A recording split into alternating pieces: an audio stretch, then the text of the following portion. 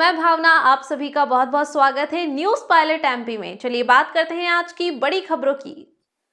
इंदौर में लव जिहाद फंडिंग मामले में पकड़े गए कांग्रेस पार्षद अनवर कादरी की मुश्किलें लगातार बढ़ती जा रही है। बाणगंगा पुलिस को कोर्ट से उनकी रिमांड की अवधि 4 दिन के लिए और बढ़ा दी गई है।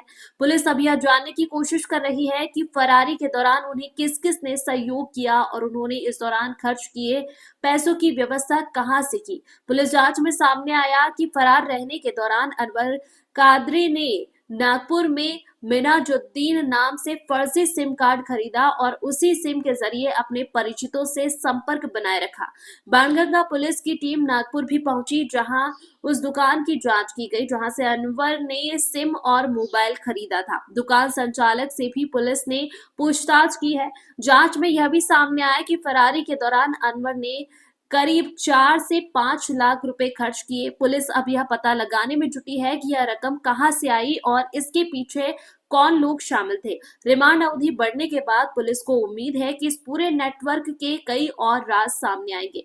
गौरतलब है कि अनवर कादरी पर गंभीर आरोप है, उन्होंने लव जिहाद के बढ़ावा देने वाले आरोपियों को आर्थिक मदद पहुंचाई थी। पूछताछ और जांच के दौरान इस बात की पर्याप्त सबूत भी पुलिस को लगे हैं।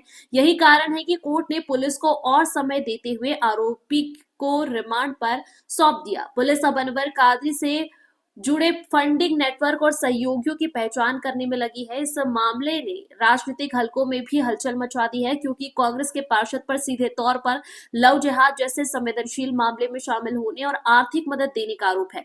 पुलिस का कहना है कि जांच पूरी होने के बाद ही पूरे षड्यंत्र की परतें साफ तौर पर सामने आएगी। थोड़ा यहाँ कर लो सर। अनवर कादरी को आज कोर्ट में पेश करा था, कितने दिनों का रिमांड मिला और नागपुर की टीम उसको लेकर गई थी कि किस तरह से पूछताछ की जाएगी? जब पिछली बार अनवर कादरी को कोर्ट में पेश किया गया था तो आज रात तक की पीआर प्राप्त हुई थी, लेकिन क्योंकि उसमें उसकी मोबाइल जो उसने नागपुर से खरीदा था उसकी तस्दीक के लिए वहाँ पर टीम भेजी थी, तो टीम के द्वारा तस्दीक की गई तो मोबाइल वहाँ से खरीदना पाया गया। अब ये स्पष्ट हो चुका है कि उसके द्वारा जो सिम यूज की थी उसी के द्वारा की गई थी। इस सिम से वो और भी किसी अन्य जो पुराने आरोपी हैं जो इसमें उनसे भी संपर्क में था क्या, और इससे और क्या क्या उसके द्वारा किया गया था, इस संबंध में भी तस्दीक की जाना थी और सिम और मोबाइल की जब्ती का प्रयास भी किए जाना है। इस कारण से उसका पीआर लिया गया है और जो हमको 12 तारीख तक का न्यायालय स्वीकृत किया है। क्या बता रहा है, उसने कबूला है कि उसने इस तरह से पैसे दिए थे? अभी तक ये बात सामने नहीं है। अनवर कादरी की जो पूछताछ बताया गया है कि उसके द्वारा कैसे पैसा दिया गया, विवेचना में ये पाया गया कि उनके द्वारा कोई ऑनलाइन ट्रांजैक्शन तो नहीं हुए हैं, कैसी लेन देन हुआ है वह स्पष्ट तौर से स्वीकार नहीं कर रहा है, लेकिन चूंकि जो आरोपियों के द्वारा बताया गया है और उसकी जिस प्रकार की शोहरत है उससे स्पष्ट हो रहा है कि उसके द्वारा ये पूरा कृत्य किया गया है और इसकी और बारीकी से जांच की जा रही है। सर, अनवर कादरी को नागपुर ले गई थी टीम, वहाँ पर किस तरह की पूछताछ करी, कहाँ रुका था और कुछ जानकारी थी उसमें वहाँ पर? हाँ, अनवर कादरी जहाँ रुका था उस होटल की जानकारी प्राप्त की गई है, जहाँ से मोबाइल खरीदा था वहाँ से उसका बिल भी प्राप्त किया गया है और उसी जो मोबाइल खरीदा गया था उसी में वो दूसरी सिम यूज करके और अपनी आरोपी और इनसे सब संपर्क में था।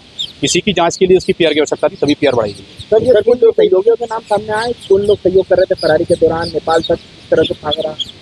नहीं, अभी तक की जांच में जो स्पष्ट हुआ है कि ऐसा किसी सहयोग की उसकी लड़की के अलावा और कोई नाम नहीं आया है। बाकी उसकी जो बातचीत थी उसकी पत्नी फराना और जहाँ वो गया था उनको इसकी जानकारी थी, वहाँ बात की थी, तो 3-4 नंबरों से उसका संपर्क हुआ था इस फरारी के दौरान। सर, ये सिम मिली थी, वो सिम जिसके नाम पर इसके साथ क्या कनेक्शन है? सिम मिनाजुद्दीन के नाम से है, यद्यपि वो घटना से पहले ही वो सिम उसके पास थी लगभग 3-4 महीने से और उसी सिम का वो यूज़ करता था और बाद में जब फरार हुआ तब वो सिम का यूज़ किया था। क्योंकि वो पब्लिक में नहीं थी सिम, उससे बहुत ही सीमित लोगों से बातचीत करता था, इसलिए उसकी एकदम से पता नहीं चल पाया था। बाद में जब पुलिस के द्वारा टेक्निकल विवेचना की गई तब पता चला था कि वो दूसरी सिम यूज़ कर रहा है। उसके साथ वो उसका साथी है, उसका नाम मिनाजुद्दीन है, उससे भी विस्तृत पूछताछ की गई है, उसके बयान भी काटे गए, जरूरत पड़ने पर और भी पूछताछ की जाएगी। कार्रवाई की जाएगी इसमें जिस तरह से सिम उपयोग के लिए यदि साक्ष्य मिले तो और ऐसा लगता है कि उसके द्वारा ये केवल फरारी के लिए दी गई है तो निश्चित तौर पर संरक्षण में किया जाएगा। लेकिन ये सिम अभी तक की जानकारी के अनुसार पूर्व से उसके पास थी, जो घटना दिनांक से काफी 3-4 महीने पहले से। सर, फंडिंग को लेकर क्या कुछ फंडिंग कहाँ से आती थी, क्या जिस तरीके से उनको इसको फंड ट्रांजेक्शन करते थे, सेव करते थे, ऑनलाइन कैश की बात सामने आई है, ऑनलाइन कोई ट्रांजेक्शन नहीं मिला है। फिर भी बहुत बारीकी से जो पूर्व में 2 आरोपी गिरफ्तार किए थे और अनवर कादरी, इनके बैंक स्टेटमेंट और फोन पे के डिटेल स्पष्ट की जा रही है। फरारी के दौरान कितना रुपया इसमें खर्च कर दिया विभिन्न जगहों पर रहने? 4 से 5 लाख रुपए इसका लगातार यात्रा में, रहने में और खाने पीने में इसका खर्च हुआ है।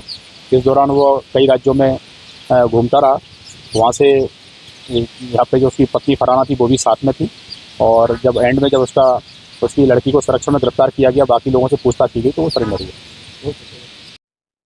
फिलहाल खबरों में इतना ही। तमाम ताज़ा खबरों के लिए बने रहिए न्यूज़ पायलट एमपी के साथ। नमस्कार।